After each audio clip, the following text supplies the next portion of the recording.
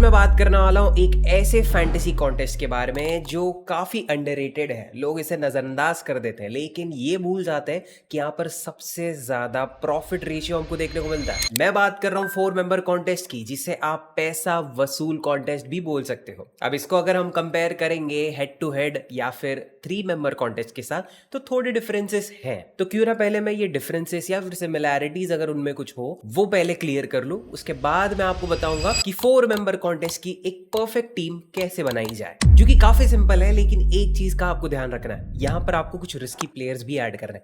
वो exactly risky players कौन से होते हैं, कैसे उन्हें पहचानना है, वो इस वीडियो के माध्यम से आपको समझ में आ जाएगा। तो मेरी एक सिंगल और सिंपल रिक्वेस्ट, वीडियो पूरा देखो।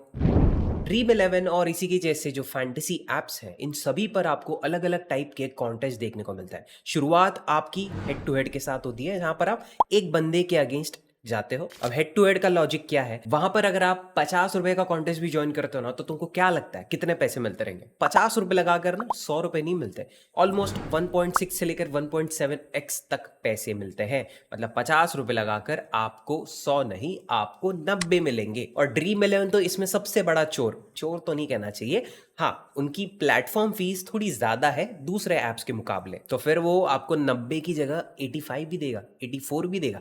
तो वो बात आती है भाई, आप जितना पैसा लगा रहे हो उसके मुकाबले ये नहीं सही लगता। क्योंकि हमेशा से मैंने बताया, जो इन्वेस्टर्स है, प्रॉपर फैंटेसी प्लेयर्स, उन लोगों में एक कॉमन प्रैक्टिस रहती है, वो मल्टीपल कॉन्टेस्ट ज्वाइन करते हैं। ठीक है, मल्टीपल कॉन्टेस्ट अलग अलग मैचेस के लिए ज्वाइन करते हैं। अब आईपीएल की शुरुआत की 10 मैचेस भी अगर आप कंसिडर करते हो और उन 10 मैचेस में आप रोज multiple head to head contest join करते हो, तो आपको एक चीज देखने को मिलेगी, आप 10 में से अगर 5 कॉन्टेस्ट भी जीते हो, मतलब आपका 50% विन रेट भी अगर होता है ना, तो भी आप लॉस में रहोगे, क्योंकि हेड टू हेड कॉन्टेस्ट का हिसाब ही वही है। इसलिए इस वीडियो में हम 3 मेंबर और 4 मेंबर कॉन्टेस्ट पर ज्यादा फोकस करेंगे। यहां पर जीतने पर आपको ज्यादा पैसे भी मिलते हैं, और अगर आप 40% भी जीतते हो अपने टोटल मैचेस में से, तो भी आप प्रॉफिट में रहोगे। सोचो, हेड टू हेड में 50% जीतकर भी लॉस में है, और 3 मेंबर या 4 मेंबर कोई भी हो, यहां पर आप 40% जीतकर भी प्रॉफिट में रह सकते हो। बेसिकली आपका इन्वेस्टमेंट कवर भी हो जाता है और थोड़ा बहुत ऊपर का आप कमा भी लेते हो। तो इसलिए मेरे हिसाब से सबसे बेस्ट 4 मेंबर कॉन्टेस्ट है, और उसके बाद 3 मेंबर कॉन्टेस्ट। 3 मेंबर और 4 मेंबर में एक छोटा सा फर्क है कि 3 मेंबर में आप 2 लोगों के अगेंस्ट खेलते हो, वहां पर हल्का सा कम रिस्क रहता है, बट रिवॉर्ड 4 मेंबर के मुकाबले थोड़ा कम रहता है। बट इन शॉर्ट, आपकी टीम अगर 4 मेंबर कॉन्टेस्ट में जीतने लायक है, तो वो 3 मेंबर में भी जीतेगी। तो इसलिए मैं ये दोनों कॉन्टेस्ट को ऑलमोस्ट सिमिलर ही मानता हूं। अब आते हैं सबसे मजेदार पार्ट पे, टीम कैसे बनाए। तो जो स्टेप्स मैं पर्सनली फॉलो करता हूं अपनी 4 मेंबर कॉन्टेस्ट वाली टीम के लिए, वो आपके साथ ब्रेक डाउन करूंगा, तो ध्यान से सुनना। तो सबसे पहला एनालिसिस का स्टेप कहां से शुरू होता है? वेन्यू से। आपको यह समझना पड़ेगा कि वो जो दो टीम्स खेलने वाली हैं, वो किस मैदान पे खेलेंगी, किस टाइप का मैदान है, वहां का बिहेवियर क्या है, पिच बिहेवियर जिसे कहते हैं, क्योंकि इससे बहुत इफेक्ट पड़ेगा। आपका बैटर या बॉलर वो फ्लॉप होगा या हिट होगा, आपको ज्यादा स्पिनर्स ऐड करना है या पेसर्स ऐड करना है, कैप्टन वाइस कैप्टन किसको बनाया, इस ग्राउंड का साइज थोड़ा छोटा है, डायमेंशन कम है, मतलब बैटर सेक्शन से ही किसी प्लेयर को कैप्टन बनाना पड़ेगा। तो ये सब चीजों का ध्यान देना पड़ता है। और अगर आपको एग्जाम्पल भी दूं ना, तो नरेंद्र मोदी स्टेडियम की बात कर लेते हैं। इस साल के आईपीएल में हमने देखा, गुजरात के जो बॉलर्स है ना, उन्होंने बहुत तगड़ा परफॉर्मेंस दिया। तो आप कह सकते हो यहाँ की पिच बॉलर फ्रेंडली है, स्पेशली यहाँ पर पेसर्स बहुत बढ़िया परफॉर्म करते हैं। तो ऐसी सिचुएशन के लिए जब आप टीम बनाओगे, तो आपको ज्यादा से ज्यादा फोकस करना है बॉलर्स पे, और उनके बाद ऑलराउंडर्स पे, और स्पेशली बॉलिंग ऑलराउंडर्स। ऐसे ऑलराउंडर्स जो 2 से लेकर 4 ओवर्स डिलीवर भी करते हैं और साथ ही साथ बैटिंग भी करते हैं। और सिमिलरली बैटिंग पिच अगर आपको मिल जाए, तो वहां पर ऑब्वियसली आप ज्यादा से ज्यादा बैटर्स ऐड करोगे। बट उसमें भी एक और फैक्टर आता है, ग्राउंड के डायमेंशंस। अगर ग्राउंड की बाउंड्रीज बहुत छोटी है, तो ऑब्वियसली वहां पर बड़े बड़े छक्के लगेंगे,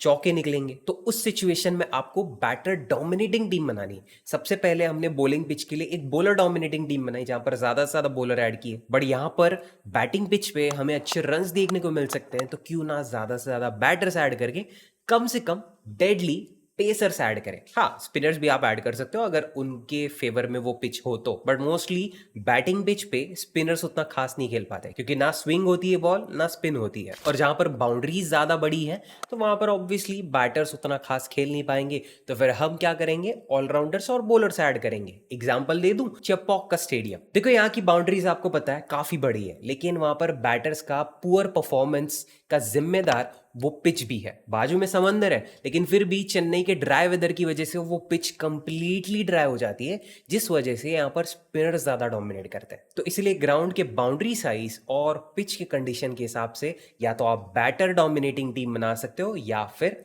बॉलिंग डोमिनेटिंग। अब ज्यादा बैटर्स ऐड करूं या ज्यादा बॉलर्स ऐड करूं वो तो मैं डिसाइड कर लूंगा, लेकिन बैटर सेक्शन में प्लेयर्स कौन से ऐड करूं, बड़े नाम वाले करूं या फिर कम सिलेक्शन परसेंटेज वाले करूं, इसमें थोड़ा कंफ्यूजन है। तो टेंशन मत लो, वो भी मैं क्लियर कर देता हूं। Form is greater than fame. Player का फॉर्म ज्यादा मैटर करता है, उसका नाम नहीं। पिछले कुछ 4-5 मैचेस का उसका परफॉर्मेंस चेक करो, वो अगर अच्छा दिख रहा है तो डेफिनेटली आप उसको ट्राई कर सकते हो, लेकिन इसका मतलब ये नहीं कि वो हर जगह पर अच्छा चलेगा। कुछ ऐसे प्लेयर्स होते हैं जो अलग अलग टाइप के पिच पर अलग अलग टाइप का परफॉर्मेंस देते हैं, अलग अलग टीम्स के अगेंस्ट अलग अलग टाइप का परफॉर्मेंस देते हैं। एग्जाम्पल दे देता हूं आपको निकोलस पूरन का। आईपीएल की शुरुआत में काफी अच्छे फॉर्म पे थे और ऑरेंज कैप की रेस में भाई साहब फर्स्ट पोजीशन पर थे। अब इनके ऐसे परफॉर्मेंस का राज क्या था पता है? छोटे ग्राउंड्स, छोटी बाउंड्रीज जहां पर वो अच्छा स्कोर करते थे। नहीं मानते मेरी बात? देखो, इकाना क्रिकेट स्टेडियम की जो बाउंड्रीज है वो काफी छोटी है और वहां की पिच अगर आप देखो तो स्पिन फ्रेंडली है। और निकोलस पूरन का परफॉर्मेंस अगर हम एनालाइज करें और उनकी हिस्ट्री चेक करें तो एक चीज साबित होती है, ये प्लेयर स्पिनर्स के अगेंस्ट स्पिन फ्रेंडली पिच पर बहुत बढ़िया परफॉर्म करता है। और जो भी मैचेस निकोलस पूरन ने इकाना क्रिकेट स्टेडियम अपने होम ग्राउंड पर, जहां की पिच ड्राई है, जहां की बाउंड्रीज छोटी हैं, वहां पर हमेशा अच्छा स्कोर बनाया है और हमें अच्छे फैंटेसी पॉइंट्स दिए। तो लिटरली निकोलस पूरन अनस्टॉपेबल हो गए थे और इसी चीज से डील करने के लिए अपोनेंट्स ने उनके अगेंस्ट ज्यादा से ज्यादा पेसर्स को भेजना शुरू कर दिया। और फिर क्या होता है, ये ऑरेंज कैप होल्डर अगले ही कुछ मैचेस में सिंगल डिजिट पर आउट होने लग गया। जो प्लेयर लिटरली सेंचुरीज के आसपास रन बनाता था T20 मैचेस में, वो सिंगल डिजिट पर आउट हो रहा है जस्ट बिकॉज पिच कंडीशंस उसे जम नहीं रही थी। मतलब पेसर फ्रेंडली पिच पर वो खेल रहे थे और बड़े बड़े बाउंड्रीज वाले स्टेडियम में खेल रहे थे। तो इसलिए ऐसी इंफॉर्मेशन आपके पास होना मतलब आपको पता रहता है कौन सा प्लेयर आज चलेगा और नहीं चलेगा, तो उसको आप ऐड करो या ड्रॉप करो। ये डिसीजन लेने में काफी आसानी होती है। और ऐसा भी नहीं है दोस्तों कि एक ऐसे प्लेयर को मैंने ऐड कर दिया जिसकी वजह से मेरी फैंटेसी टीम खराब हो गई या फिर एकदम टॉप रैंकिंग पर आ गई। उस एक प्लेयर के साथ साथ और भी 10 प्लेयर्स हैं आपकी फैंटेसी टीम में। तो एज अ होल टीम कौन सबसे ज्यादा स्ट्रांग है और कौन सबसे ज्यादा वीक या फिर एवरेज कह लो, ये समझना भी हमारे लिए बहुत जरूरी है। क्योंकि स्ट्रांग टीम ऑब्वियसली वहां पर डोमिनेट करेगी, तो आप ज्यादा से ज्यादा प्लेयर स्ट्रांग टीम के ऐड करोगे। लेकिन वीक टीम का क्या? वीक टीम से आप ऑलराउंडर्स और बॉलर्स ऐड कर सकते हो। ऑलराउंडर्स इसलिए क्योंकि फर्स्ट इनिंग से लेकर सेकंड इनिंग्स, वो दोनों में से किसी एक इनिंग्स में तो अच्छा खेल लेगा या फिर दोनों में अच्छा खेल लेगा। और बॉलर्स भी वो वाले जो थोड़े केपेबल है, ठीक है, वो स्पिनर हो या पेसर हो। और हाँ, वो बॉलर की जो ओवर्स है ना वो कटनी नहीं चाहिए। वो T20 मैच में अगर खेल रहा है ना तो 4 ओवर्स मिनिमम होनी चाहिए, और अगर ओडीआई की बात हम करते हैं तो कम से कम 8 से लेकर 10 ओवर्स उस बॉलर के पास होनी चाहिए। तो उस टाइप के बॉलर को आपको ऐड करना है वीक टीम में से। कौन सी टीम स्ट्रांग है कौन सी टीम वीक है ये समझना इतना मुश्किल है नहीं, और उस हिसाब से टीम बनाना भी ज्यादा मुश्किल नहीं होता। लेकिन चैलेंज तब आता है जब आमने सामने स्ट्रांग टीम्स देखने को मिलती है। तब क्या करना है गुरु? तो इस सवाल का जवाब हम एग्जाम्पल के साथ क्लियर करेंगे। इंडिया वर्सेस ऑस्ट्रेलिया, दोनों पावर टीम्स, और जब ये दोनों टीम्स का फॉर्म भी अच्छा चल रहा है तो फिर इसमें हमें क्या करना है? हमें कुछ गेम चेंजर्स ढूंढने हैं। अब ये गेम चेंजर या तो अच्छा गेम चेंजर होगा या तो बुरा गेम चेंजर होगा। अब मेरी बात थोड़ा ध्यान से सुनना। देखो, मान के चलते हैं ऑस्ट्रेलिया ने अपने लाइनअप में मिडिल ऑर्डर में कुछ इनएक्सपीरियंस्ड बैटर को ला दिया है। कोई नया प्लेयर है, नया नया आया है, अच्छा खेलता है लेकिन इनएक्सपीरियंस्ड है। अब वो प्लेयर हमारे इंडिया के एक्सपीरियंस्ड बॉलर्स जैसे कि कुलदीप यादव, मोहम्मद सिराज, जसप्रीत बुमराह, ऐसे बॉलर्स के अगेंस्ट खेलेगा। तो ये आप एक्सेप्ट कर लोगे कि हाँ भाई, वो प्लेयर के फ्लॉप होने के चांसेस थोड़े ज्यादा हैं। And at the same time हमारे पास मिडिल ऑर्डर में कौन है? सूर्य कुमार यादव, जो प्रेशर हैंडल करना जानते हैं, अपने स्वीप्स और सिक्सेस से मैच को पलटना जानते हैं। और ऐसे ही प्लेयर्स की वजह से टीम का जीतना और हारना पहले ही आप प्रेडिक्ट कर सकते हो। तो इसलिए पहले ऐसे प्लेयर्स आपको ढूंढने हैं फिर आपको अपनी फैंटेसी टीम बनानी है उस टीम के फेवर में जिसके जीतने के चांसेस ज़्यादा है। भले ही वो दोनों स्ट्रांग है, लेकिन यहाँ पर हमें एक फैक्टर ऐसा मिल गया है जिसकी वजह से इंडिया शायद जीत सकती है। तो फिर हम क्या करेंगे, ज़्यादा से ज़्यादा इंडिया के प्लेयर्स ऐड करेंगे, क्योंकि अगर इंडिया जीत जाती है तो हमारी one sided India dominating fantasy team भी सारे 4 मेंबर कॉन्टेस्ट या 3 मेंबर कॉन्टेस्ट आराम से जीत जाएगी।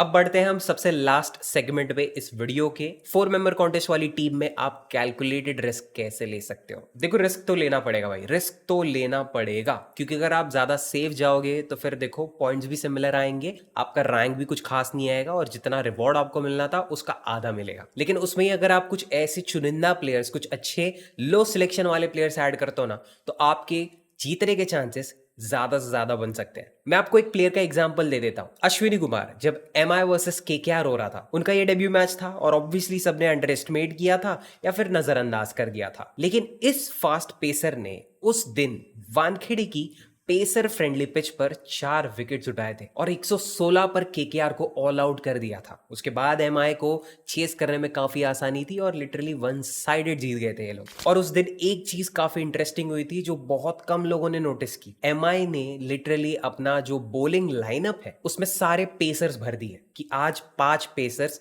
बॉलिंग करेंगे। और वानखेड़ी की पिच फेमस है भाई पेसर्स के लिए, मानता हूं मैं, लेकिन कोई टीम ऐसा डिसीजन लेती कि भाई एक भी स्पिनर को नहीं भेजना है, सिर्फ और सिर्फ पेसर्स को भेजना है, मतलब उनको मालूम है आज शाम का पिच कंडीशन ना हैवी स्विंग वाला है, ठीक है, बहुत अच्छा स्विंग होगा, तो सिर्फ और सिर्फ पेसर्स को भेजो ताकि ज्यादा से ज्यादा विकेट्स निकले। और वही डिसीजन लिया था एमआई वालों ने। और जब ये डिसीजन उन्होंने लिया तो हमने भी अपनी फैंटेसी टीम में एक ऐसा डिसीजन लिया ज्यादा से ज्यादा पेसर्स को ऐड करने का, और फिर इन रिटर्न हमें अच्छे रिजल्ट्स मिले। और इस चीज के ना बैकफायर करने की भी थोड़े चांसेस थे। अगर ये पेसर्स नहीं चलते तो भले ही उनको फेवर मिल रहा है, लेकिन अगर वो नहीं खेल पाते तो हमारी फैंटेसी टीम भी फ्लॉप हो जाती।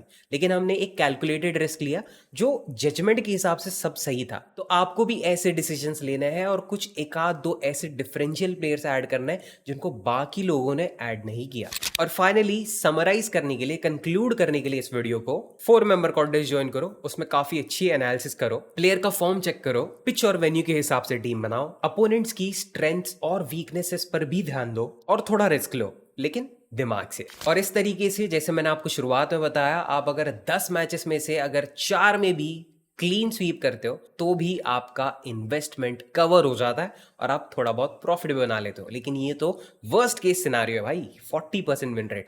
मैं होप करता हूं आपका विन रेट 50 से तो ज्यादा हो, 60% भी पहुंच जाए तो बहुत बढ़िया बात। 70-80 तो भाई एक नंबर टीम बना रहे हो, फिर तो आपको खुद को एक्सपर्ट बनना चाहिए, और जो कि आप बन सकते हो अगर आप इन टिप्स को फॉलो करते हो। तो डेफिनेटली अपने 4 मेंबर कॉन्टेस्ट को ज्वाइन करने के पहले जो मैंने टिप्स आपके साथ शेयर किए, इनको फॉलो करो, इनको इंक्लूड करो अपने रूटीन में, आपको डेफिनेटली अच्छे रिजल्ट्स देखने को मिलेंगे। वीडियो पसंद आया हो तो लाइक करते हो जाना, सब्सक्राइब करना, क्योंकि ऐसे इन्फॉर्मेटिव वीडियोस और भी आएंगे।